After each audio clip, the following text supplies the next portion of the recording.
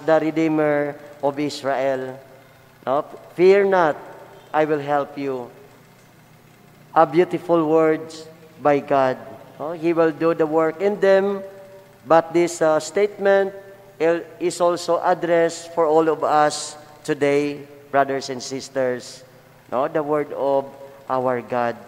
The Lord is indeed merciful to all of us, unworthy as we are, brothers and sisters. No? But He loves us so much.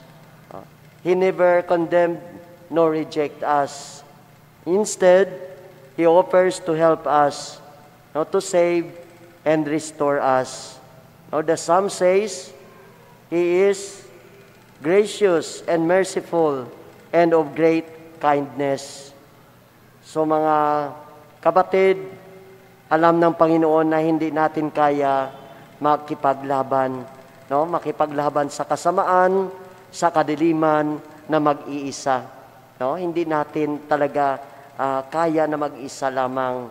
Kailangan natin siya. No? Kailangan natin ang ating Panginoong Diyos.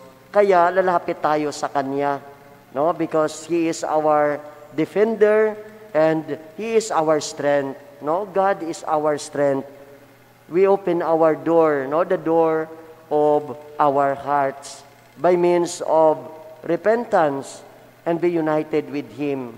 No? Especially this season of Advent.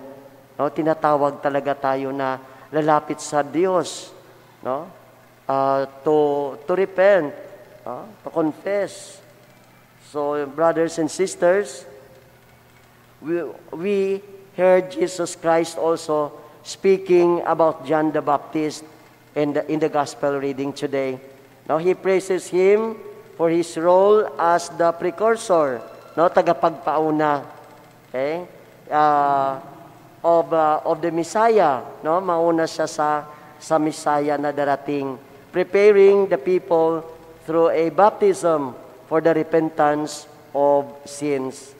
Coming before salvation, accomplished by Christ, John is greatest among men, but compared to those graced and saved by Christ's death and resurrection, John could not even be compared to the least of them. Among those born of woman, no one is greater than John the Baptist, Jesus says. Yet, the least in the kingdom of heaven is greater than he. Meaning, brothers and sisters, when Jesus was born, time began anew. No matter how great someone was under the old covenant, it could not compare with the new, with the kingdom that Jesus brought and promised. Anyone born after Jesus who accepted Him was brought into a new life, born again in water and the Spirit. And by virtue of that, was greater, more blessed than everyone who come before, even John the Baptist. So, we belong to Jesus, have been made great by Him, brothers and sisters. You are great.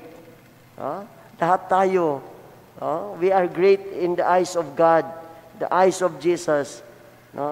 So, may all of us who are baptized live as worthy children of the heavenly Father. Amen.